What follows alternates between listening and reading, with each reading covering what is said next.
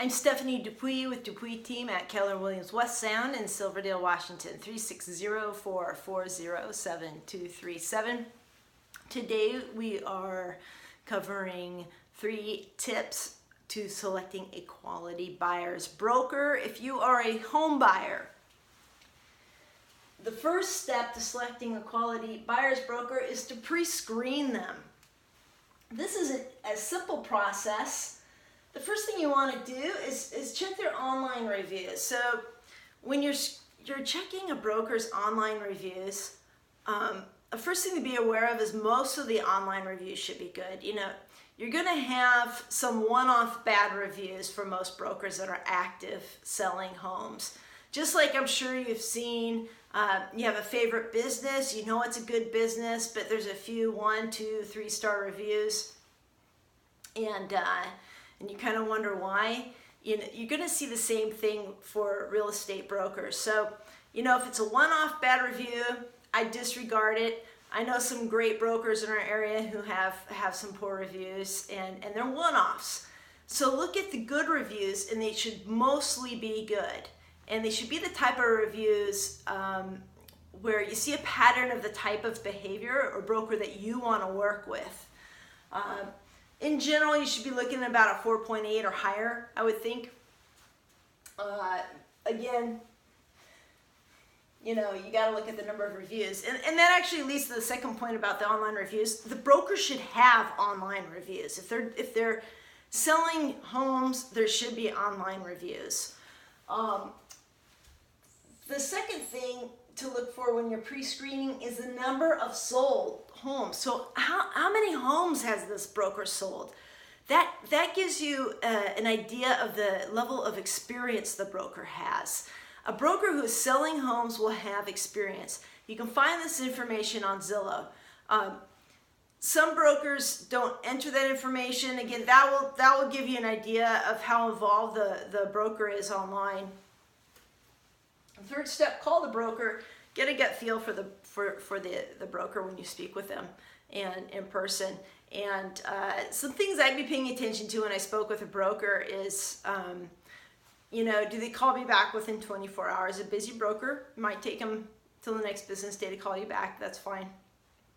And it's good if they're busy. That means that people enjoy working with them. And when you do speak with them, you want to pay attention to the conversation that occurs. Are they asking you what you need? Do they want to know what type of home you're looking for? What interests you in purchasing a home? Those types of questions. So you want to find a buyer's broker who is interested in what you need. That's going to position you for a successful home purchase. The second item in searching for a quality buyer's broker is the buyer consult. So this is a meeting where the broker focuses on the buyer's needs and wants to sniff out what you need as a buyer. The buyer consult sets the stage for a successful home purchase. The buyer consult can happen in a number of ways. It can be done on the phone when you initially call.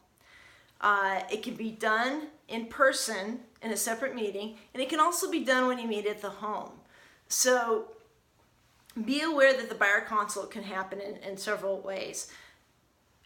What you need to make sure of as a buyer is that the buyer consult does happen, because it can make or break your sale. It can make or break the success of your sale. The ease of which your sale occurs, the long-term happiness of your sale, whether you buy the correct house. There's a lot of emotions when you're purchasing a home, and it's important to drill down and pinpoint what you need as a buyer, so that when you purchase a home, you've purchased the correct home for you 5, 10, 15, 20 years out. So what happens in a buyer consult is that the broker needs to find out and ask and help you see what you need in a home purchase, why you're purchasing a home, what your timeline is, your price range, the basics that you need: beds, baths, square footage, location. Are there any deal breakers? Are there any must-haves? Are you in a rental right now? Do you have a lease that needs to be considered? Are you selling a home? Do we need to coordinate the sale of your current home with the purchase of a new home? are there any job commute needs that need to be taken into consideration? So all those types of questions get addressed. And this allows the broker to screen homes so that homes that pertain to you or what you view, that way you're not viewing homes that are irrelevant, which are a time waster for you. And also when you make a purchase that it's a home that's going to be a good home for you long term. The third thing is you want to gauge the experience level of the broker, you know, and I hear this all the time. We see it on Facebook. People are posting, who has a recommendation for an experienced broker that they like? We want a good broker. What's a good broker? Well, a good broker is a broker that's professional. When I say professional, they have a deep knowledge of the real estate industry, the profession of real estate, okay? The only way, we'll get to that in part 2, which we'll see next week. They have experience. Well, how do you gauge experience? Okay, and we're going to get to that in just a moment here. And they've got clarity and maturity. So, you know, the buyer is always excited to buy a home. It's okay if your broker's not excited, and they may be excited in here.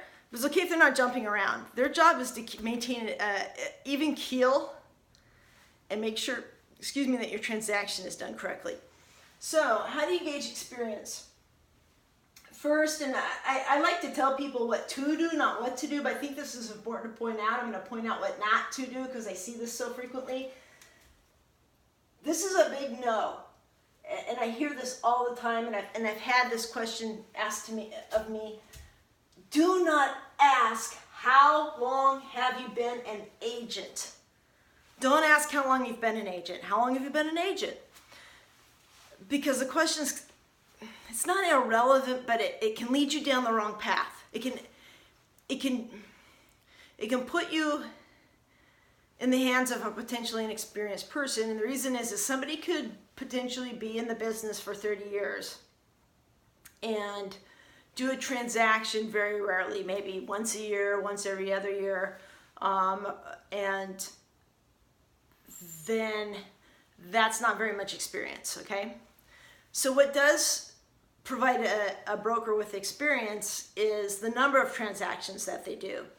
So just like anything, anyone who's played a musical instrument, played a sport, has some sort of activity that they put a lot of time into, the more you do it, the better you get. Humans need repetition. It's the same thing with brokers.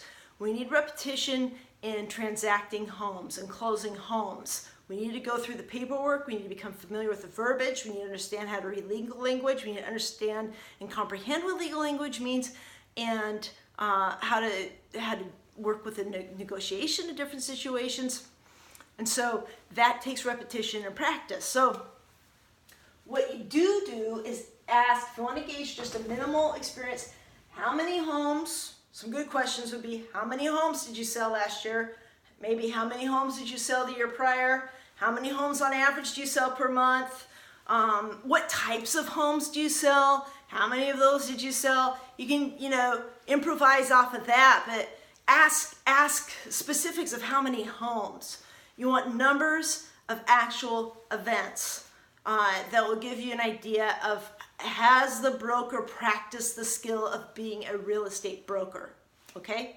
Sitting there with a license for 30 years isn't going to necessarily give you the experience of being a broker and not transacting homes. You want somebody they're going to be transacting your home. Find out how many homes they've transacted. So next week, join us. We're going to have part 2 of this, and we're going to cover the mega tips for how to find an exceptional buyer's broker. All right. If you found this video helpful, please share it. Make comments on this. Share with us your thoughts. Email it to your friends and share it on Facebook. I'm Stephanie Dupuis. I'm with Dupuis team at Keller Williams, West Sound, and Silverdale.